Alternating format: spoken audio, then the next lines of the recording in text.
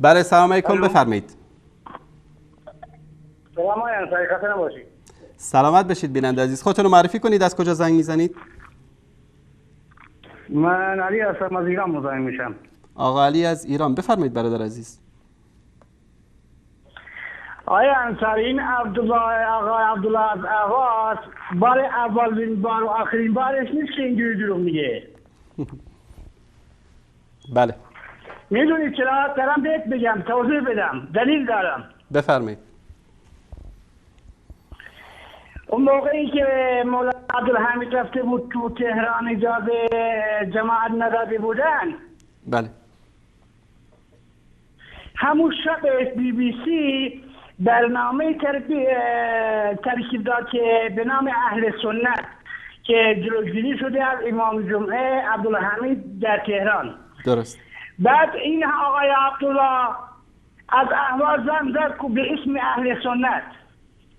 درست. گفت آقا من اهل سنت، ما عبدالله از اهواز. گفت بفرما. گفت من اهل سنتی، ما هیچ مشکلی در ایران نداریم، ما اهل سنت اصلا مشکلی نداریم، اینا هیچی، همه دروغه و خلاصه به اسم اهل سنت. آقای عبدالله، من وقتی صدای شما رو میبینم خجالتی میکشم، خجالتی نمیکشی؟ تشکر از شما برادر عزیز. آقا علی بزرگوار، تشکر از برنامه خوبتون آقای انصاری. من شرمندم در همین مقام. من یه انتقادی هم اگر قبول کنی از من اهل سنت هم هستم. بفرمایید. از شما یه انتقادی دارم. بفرمایید. من الان یه چیزی که دیشب، امروز البته ببخشید دیروز نبود، از شبکه ولایتی آقای زنگ زد، بعد گفتش که تو روایت اومده نمیدونم فتوای پسر عمر به دروغ، حالا نمیدونم شاید من اطلاع ندارم، حالا هر چی هست که گویا اون فتوا داده، نمیدونم هر پسری میدونه ما مادرش، و خلاصه خیلی حرفای توهین‌آمیز زد که میتونه خودش رو اجرا کنه اینا. از این برم ما میبینیم مثلا این روایتایی که مطرح میشه تو شبکه شما، من یک از روی چیز تعصبم نمیگم، از روی یه خورده احساسی، این احساس دو طرفم بره بالا.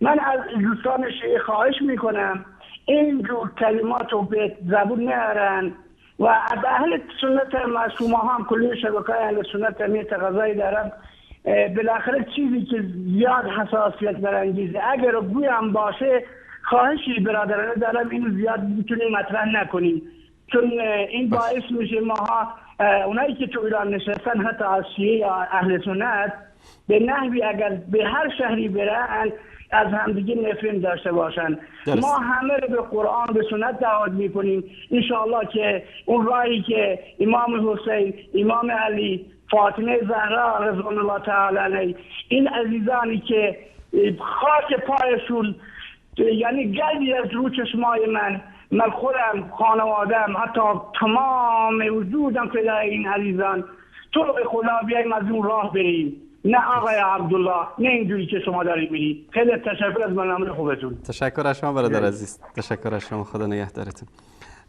ما بارها گفتیم که ما توهین نمی کنیم به مقدساتی که واقعا مقدس هستن، آنچه که اسلام مقدس قرار داده، چه در شیعه چه در اهل سنت. و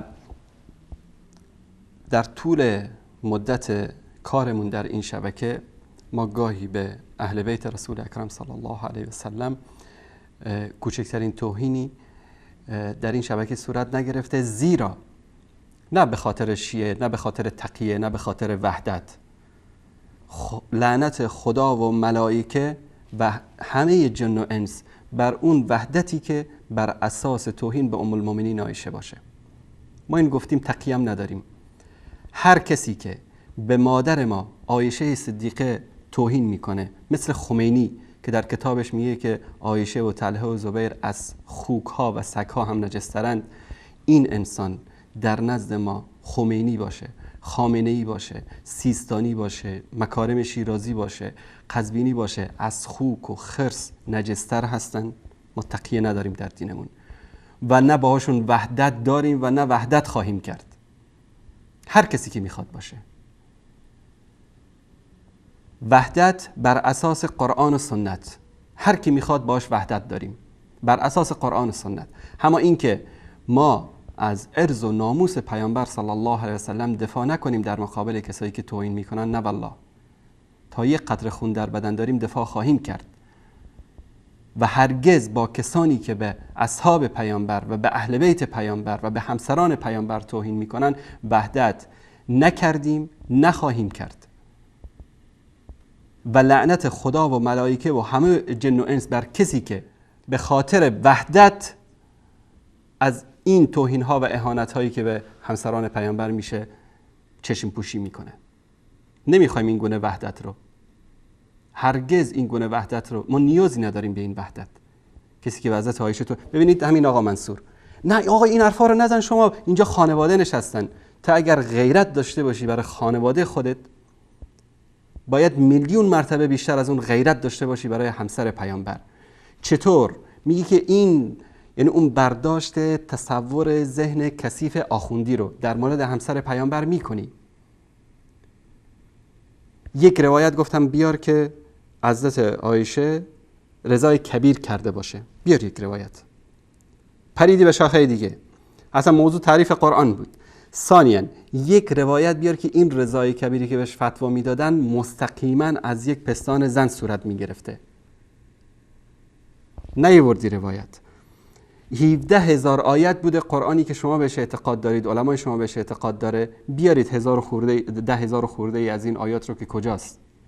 از ما که 2 آیه رو بز خورده به قول شما، از شما این 10,000 خورده ای آیه رو کی خورده؟